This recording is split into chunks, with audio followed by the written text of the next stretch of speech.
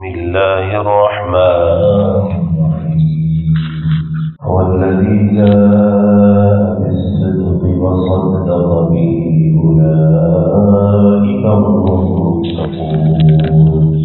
صدق الله العظيم وصدق رسوله النبي الكريم انتہائی قابل احترام حضور کو دوستوں بھائیوں، گزشتہ جمعہ میں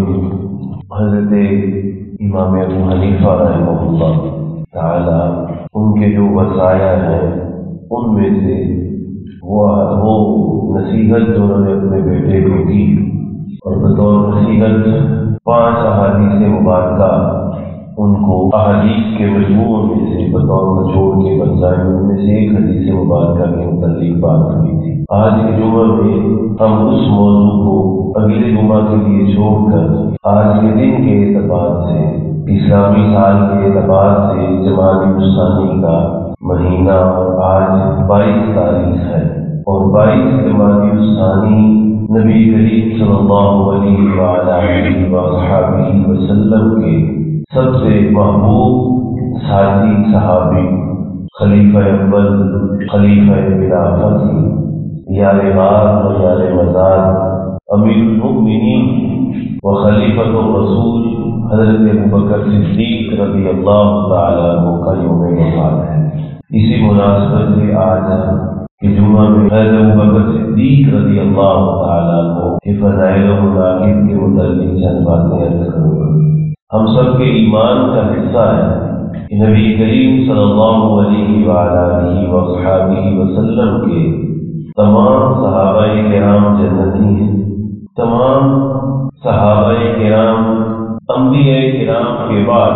اس کائنات کے سب سے افضل ترین لوگ ہیں، اور یہ بات بھی بالکل درست ہے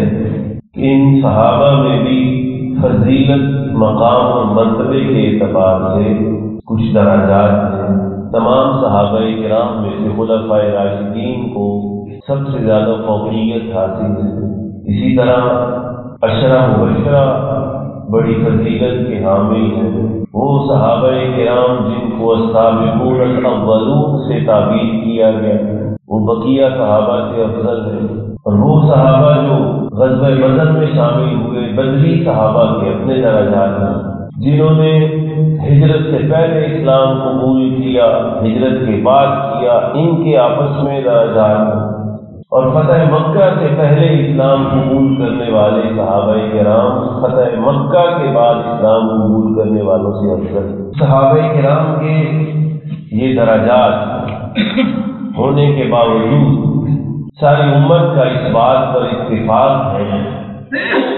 کہ افضل البشر بعد الانبیاء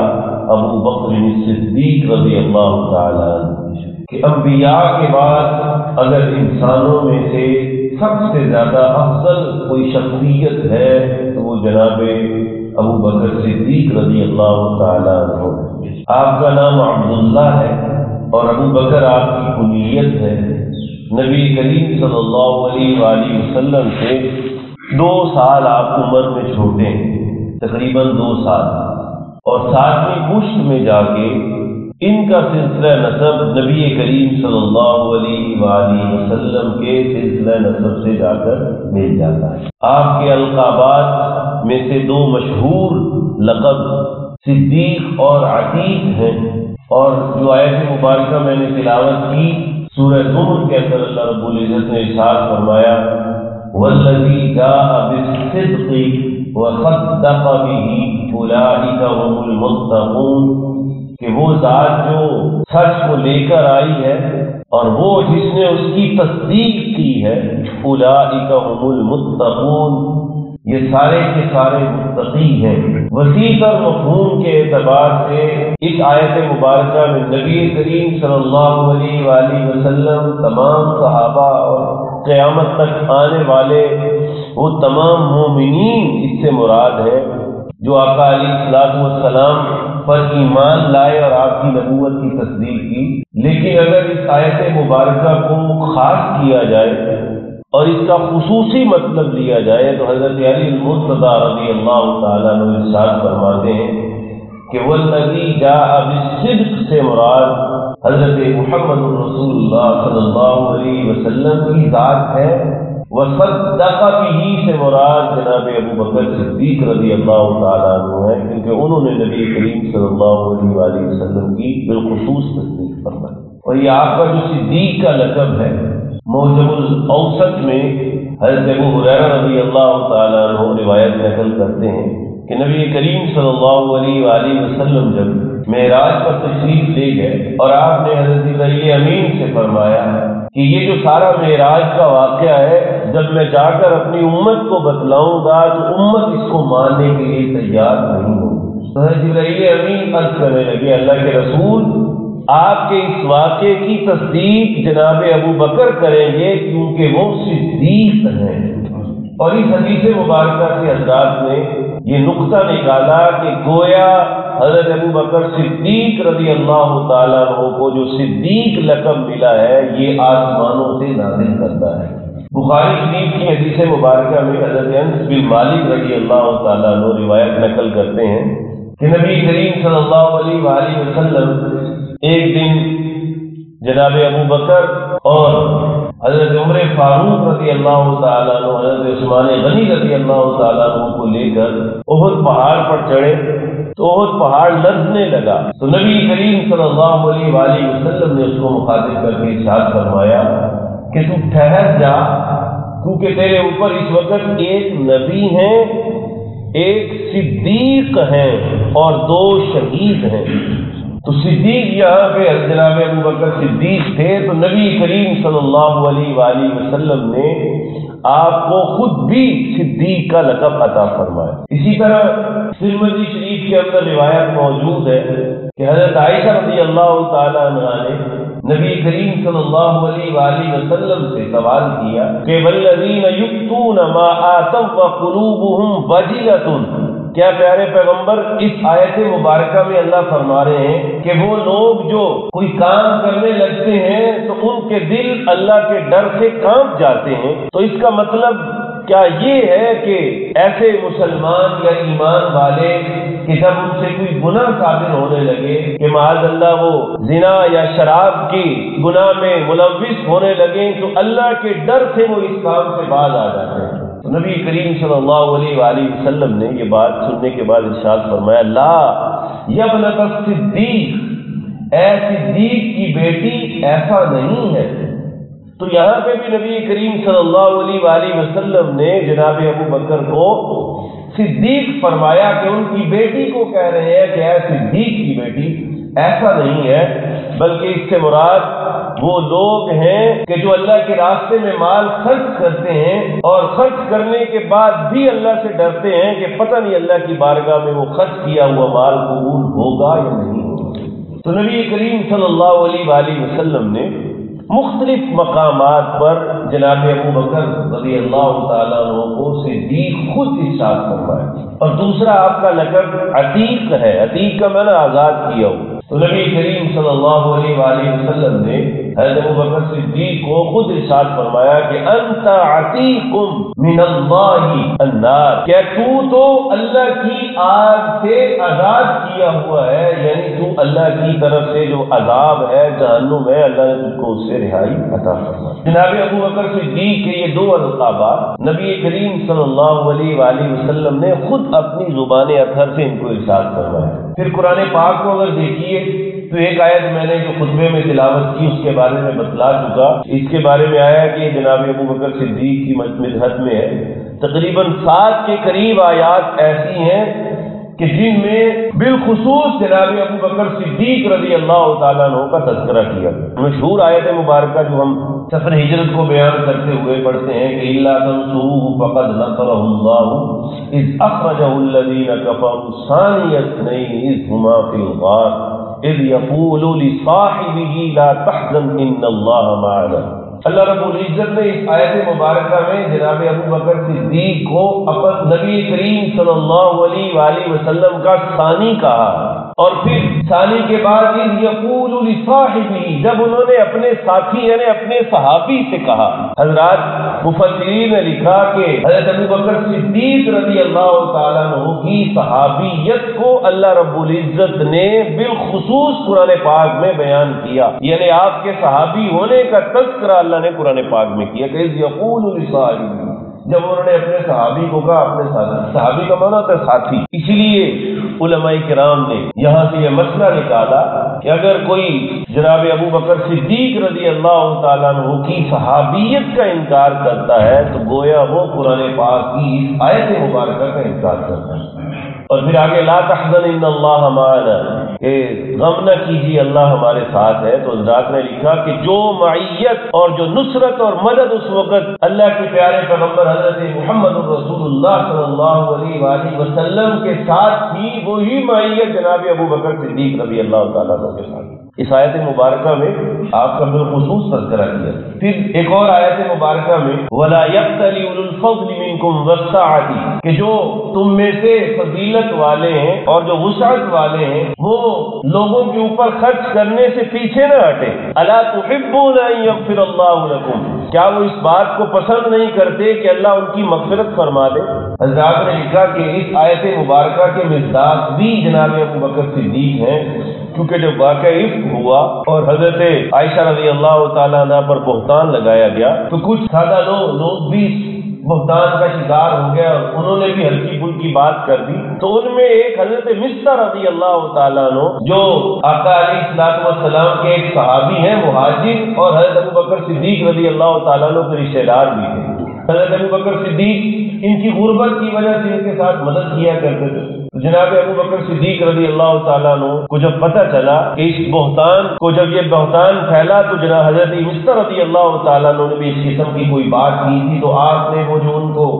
ان کی مدد کرتے تھے وہ مدد کرنا بند کر دی۔ تو اللہ رب العزت نے قرآن پاک کے اندر یہ آیت نازل کی وَلَا يَأْتَلِ أُولُو الْفَضْلِ مِنْكُمْ وَالسَّعَةِ، کہ جو فضیلت والے ہیں اور وسعت والے ہیں وہ اس کام سے مت رکیں۔ تو حضرات نے لکھا کہ قرآن پاک میں جناب ابوبکر صدیق کو فضیلت والا اور وسعت والا قرار دیا، اور آگے ارشاد فرمایا أَلَا تُحِبُّونَ أَن يَغْفِرَ اللَّهُ لَكُمْ، کیا تم اس بات کو پسند نہیں کرتے کہ اللہ تمہاری بخشش کر دیں؟ تو جناب ابوبکر صدیق نے دوبارہ ان کو دینا شروع کیا، تو اس سے نتیجہ یہ بھی نکلا کہ جب دینا شروع کیا تو اللہ کی طرف سے جو مغفرت کا اعلان ہے وہ اس کے مصداق بن گیا۔ پھر ایک اور جگہ پر قرآن پاک میں سورہ لیل کے اندر قرآن پاک میں اللہ نے فرمایا وَسَيُجَنَّبُهَا الْأَتْقَى الَّذِي يُؤْتِي مَالَهُ يَتَزَكَّى، کہ وہ جو اپنا مال اس لیے اللہ کے راستے میں خرچ کرتے ہیں اور جو سب سے زیادہ تقوی والے ہیں اس لیے خرچ کرتے ہیں کہ اللہ کی رضا ان کو نصیب ہو جائے۔ اس آیت مبارکہ کا مصداق بھی جناب ابوبکر صدیق رضی اللہ تعالیٰ عنہ کو قرار دیا گیا، کیونکہ حضرت ابوبکر صدیق رضی اللہ تعالیٰ عنہ جو لوگ اسلام قبول کرتے اور کمزور ہوتے، غلام ہوتے اور کوئی ان کا سر پہ دست شفقت رکھنے والا نہ ہوتا، آپ ان کو خرید کر آزاد کیا کرتے تھے۔ تو ایک دن آپ کے والد ابو قحافہ کہنے لگے ابو بکر تم لوگوں کو خرید کر آزاد تو کرتے ہو، لیکن آزاد کرتے ہوئے اس بات کا خیال رکھا کرو کہ جو زیادہ مضبوط ہیں، جو زیادہ طاقتور ہیں ان کو خرید کر آزاد کرو، کل تمہیں کوئی مشکل پیش آئے تو وہ تمہارے دستے بازو بنے۔ تو جناب ابو بکر صدیق رضی اللہ تعالیٰ نے ارشاد فرمایا کہ میرا مقصد ان سے کوئی فائدہ حاصل کرنا نہیں ہے، بلکہ میں تو ان کو اس لیے آزاد کر رہا ہوں تاکہ اللہ کی ذات مجھ سے راضی ہو۔ اور اسی کا تذکرہ بھی آیات میں کیا گیا وَمَا لِأَحَدٍ عِندَهُ مِن نِعْمَةٍ تُجْزَىٰ، کہ میرا مقصد اللہ فرمائے ان کا مقصد یہ نہیں کہ کسی کے اوپر کوئی احسان چڑھا دے، إِلَّا ابْتِغَاءَ وَجْهِ رَبِّهِ الْأَعْلَىٰ، وہ اپنے رب اعلیٰ کی رضا کو حاصل کرنا چاہتے ہیں۔ اور آگے ارشاد فرمایا وَلَسَوْفَ يَرْضَىٰ، ان کا یہ عمل اللہ کی رضا حاصل کرنے کے لیے ہے، عنقریب ان کو اللہ کی رضا حاصل ہو کر رہے گی۔ اور اس کو اگر جوڑا جائے اس آیت مبارکہ سے، اللہ رب العزت نے نبی کریم صلی اللہ علیہ وآلہ وسلم کو بھی ارشاد فرمایا وَلَسَوْفَ يُعْطِيكَ رَبُّكَ فَتَرْضَىٰ، کہ آپ کا رب آپ کو اتنا دے گا کہ آپ راضی ہو جائیں گے۔ یعنی اللہ نے نبی کریم صلی اللہ علیہ وآلہ وسلم کو بھی اپنی رضا دینے کا اعلان کیا، اور جناب ابو بکر صدیق رضی اللہ تعالیٰ عنہ کو بھی اپنی رضا دینے کا اعلان۔ آپ بار بار لے کے لوگوں کو وقف کیا کرتے، آزاد کیا کرتے۔ حضرت بلال حبشی رضی اللہ تعالیٰ تعالیٰ عنہ کو خرید کر آزاد کرنے والے جناب ابو بکر صدیق ہیں۔ تو یہ قرآن پاک کی آیات ہیں جن کا مصداق جناب ابو بکر کو، اس آیت مبارکہ میں جناب ابو بکر کو اتقا یعنی سب سے زیادہ، اس میں تفضیل کا صیغہ سپرلیٹو ڈگری، یعنی سب سے زیادہ جو متقی ہے میری امت کے اندر وہ جناب ابو بکر صدیق ہے۔ اور دوسری جگہ پہ اللہ نے قرآن پاک میں فرمایا ان اکرمکم عند اللہ اتقاکم، تم میں سب سے زیادہ معزز شخص وہ ہے جو تم میں سب سے زیادہ متقی ہے۔ اس اعتبار سے جب جناب ابو بکر صدیق سب سے زیادہ متقی ہوئے تو جناب ابو بکر صدیق سب سے زیادہ قابل احترام بھی ہوئے کیونکہ آپ سب سے زیادہ متقی ہیں۔ اور پھر احادیث مبارکہ کو دیکھیے، نبی کریم صلی اللہ علیہ وآلہ وسلم نے ارشاد فرمایا کہ تم میں سب سے زیادہ خیر دینے والے اور مجھ پر احسان کرنے والے جناب ابو بکر صدیق رضی اللہ تعالیٰ۔ پھر ایک اور روایت میں ارشاد فرمایا کہ مجھ پر جتنے لوگوں نے احسان کیے ہیں میں ان تمام لوگوں کے احسانات کے بدلے چکا چکا ہوں، لیکن جناب ابو بکر صدیق رضی اللہ تعالیٰ عنہ کے احسانات اس درجے ہیں کہ میں ان کے احسانات کا بدلہ چکا نہیں سکا۔ اور پھر دیکھیے نبی کریم صلی اللہ علیہ وآلہ وسلم کی حضرت ابو بکر صدیق کے ساتھ کیسی محبت اور دوستی ہے کہ فرمایا اگر میں کسی کو اپنا دوست بناتا تو میں ابو بکر صدیق کو اپنا خلیل بناتا، لیکن یہ میرے ساتھی اور اسلام میرے صحابی ہیں۔ اور پھر اس دوستی اور تعلق کو دیکھیے کہ نبی کریم صلی اللہ علیہ وآلہ وسلم کے دفاع کے لیے آنے والے جناب ابو بکر صدیق ہیں، اور حضرت ابو بکر صدیق رضی اللہ تعالیٰ عنہ کے دفاع میں آنے والے نبی اکرم صلی اللہ علیہ وآلہ وسلم ہیں۔ حضرت عروہ بن زبیر رضی اللہ تعالیٰ عنہ نے حضرت عبداللہ بن عمر رضی اللہ تعالیٰ عنہ سے سوال کیا کہ یہ بتلائیے کہ نبی کریم صلی اللہ علیہ وآلہ وسلم کی زندگی کا آپ کی نظر میں سب سے زیادہ سخت ترین اور مشکل ترین دن کون سا تھا؟ تو حضرت عروہ حضرت عبداللہ بن عمر رضی اللہ تعالیٰ عنہ فرمانے لگے کہ وہ دن تھا کہ جب آقا علیہ الصلوۃ والسلام خانہ کعبہ کے پاس نماز پڑھ رہے تھے تو عقبہ بن ابی معیط آیا اور اس نے آ کر نبی کریم صلی اللہ علیہ وآلہ وسلم کے گلے میں اپنا کپڑا ڈال کر اس کو اچھی طرح لپیٹا اور اس قدر اس کو گھمایا کہ آپ کی گردن اس کے اندر دب گئی اور آپ کو یوں کھینچا تو جناب ابو بکر صدیق رضی اللہ تعالیٰ عنہ کے کان میں کسی نے باہر سے آواز دی کہ اپنے ساتھی کی خبر لو۔ تو حضرت ابو بکر صدیق رضی اللہ تعالیٰ عنہ دوڑتے ہوئے آئے اور ان کو ہٹایا اور پھر یہ کلمات کہے تقتلون رجلا ان یقول ربی اللہ، کیا تم ایک ایسے شخص کو قتل کرنا چاہتے ہو جو یہ کہتا ہے کہ میرا رب اللہ ہے؟ انہوں نے نبی کریم صلی اللہ علیہ وآلہ وسلم کو چھوڑا، حضرت ابو بکر صدیق کو پکڑا اور اس قدر شدت سے مارا کہ مار کھا کھا کے جناب ابو بکر صدیق رضی اللہ تعالیٰ عنہ بے ہوش ہوئے، اور اس قدر آپ کی وہ حالت زار کے بارے میں بتلایا گیا کہ آپ کے سر کے بالوں کو ہاتھ لگایا جاتا تو ہاتھ لگانے کی وجہ سے نیچے گرتے تھے، اس قدر زور سے مارا گیا اور آپ کو اٹھا کے آپ کے گھر لے گئے۔ اور ایک کافی وقت گزرنے کے بعد جب آپ کو ہوش آیا تو آپ رضی اللہ تعالیٰ عنہ نے جو سب سے پہلا سوال کیا کہ مجھے یہ بتاؤ کہ جناب محمد الرسول اللہ صلی اللہ علیہ وآلہ وسلم کیسے ہیں؟ والدہ نے ملامت کی کہ جن کی وجہ سے مار پڑی ہے ابھی بھی ان کا نام لے رہے ہو، کیا اس وقت تک کوئی ایک لقمہ بھی نہیں کھاؤں گا اور کوئی پانی کا گھونٹ نہیں پیوں گا جب تک نبی کریم صلی اللہ علیہ وآلہ وسلم کو اپنی آنکھوں سے نہ دیکھوں۔ اور آپ کو آپ کے اصرار پر لے کر گئے اور جب نبی کریم صلی اللہ علیہ وآلہ وسلم کے چہرے اقدس کو دیکھا تو فرمایا ہاں اب ابو بکر بالکل ٹھیک ہے۔ تو آقا علیہ الصلوۃ والسلام کے دفاع میں آنے والے جناب ابو بکر سب سے پہلے حضرت علی المرتضیٰ رضی اللہ تعالیٰ عنہ ایک دن کھڑے تھے، لوگوں کے درمیان بات کر رہے تھے، آپ نے فرمایا یہ بتاؤ کہ سب سے زیادہ بہادر کون ہے؟ لوگوں نے کہا امیر المومنین آپ ہی سب سے بہادر ہیں، آپ شیر خدا ہے، اور حضرت علی المرتضیٰ رضی اللہ تعالیٰ عنہ کی بہادری سے کون واقف نہیں ہے؟ فرمایا نہیں، سب سے زیادہ بہادر جناب ابو بکر صدیق رضی اللہ تعالیٰ عنہ ہے کہ جب نبی کریم صلی اللہ علیہ وآلہ وسلم نے غزوہ بدر میں آپ نے ارشاد فرمایا کون ہے جو میری حفاظت کے لیے آئے گا، ابھی لوگ ایک دوسرے کی طرف دیکھ رہے تھے، جناب ابو بکر صدیق رضی اللہ تعالیٰ عنہ نے اپنے ہاتھ میں تلوار لی اور سب سے آگے بڑھ کے آپ کی حفاظت کے لیے کھڑے ہوئے، اور پھر فرمایا کہ یہ بتلاؤ کہ وہ آل فرعون کا شخص جس نے یہ کہا تھا کہ اتقتلون رجلا ان یقول ربی اللہ، تم حضرت موسیٰ علیہ السلام کو قتل کرنا چاہتے ہو کیونکہ یہ کہتا ہے کہ میرا رب اللہ ہے۔ اسی طرح حضرت ابو بکر صدیق نے کہا اتقتلون رجلا ان یقول ربی اللہ، یہ دونوں یہ کلمات کہنے والے تھے، بتاؤ ان دونوں میں سے افضل کون ہے؟ اب لوگ خاموش تھے، حضرت علی المرتضیٰ نے اپنے اوپر چادر لپیٹی ہوئی تھی، یہاں تک کہ آپ نے رونا شروع کیا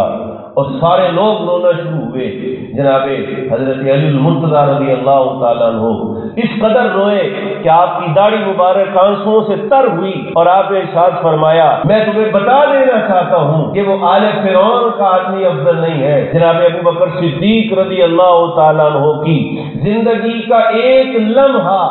اس آل فرعون کے آدمی کی ساری زندگی کی نیکیوں سے افضل ہے، کیونکہ وہ اپنے ایمان کو چھپانے والا تھا اور جناب ابو بکر صدیق اپنے ایمان کو ظاہر کرنے والا. جس کے ایمان کی گواہیاں حضرت ابو بکر صدیق حضرت علی مرتضیٰ رضی اللہ تعالیٰ عنہ سے ان کے بیٹے محمد بن حنفیہ نے سوال کیا. محمد بن حنفیہ ان کے ایک بیٹے تھے. ان کی جو نسبت ہے ان کی والدہ کی طرف، ان کی والدہ کا ایک جو کنیت تھی وہ حنفیہ. انہوں نے سوال کیا کہ ابا جان یہ بتائیے کہ سب سے افضل کون ہے نبی کریم صلی اللہ علیہ وسلم کے صحابہ میں؟ حضرت علی نے فرمایا سب سے افضل جناب ابو بکر صدیق ہیں. پھر عرض کیا ابا جان ان کے بعد افضل کون ہے؟ تو فرمایا ان کے بعد جناب عمر فاروق رضی اللہ تعالیٰ عنہ افضل ہے. تو محمد بن حنفیہ فرماتے ہیں میں نے دل میں سوچا کہ اب میں نے پوچھا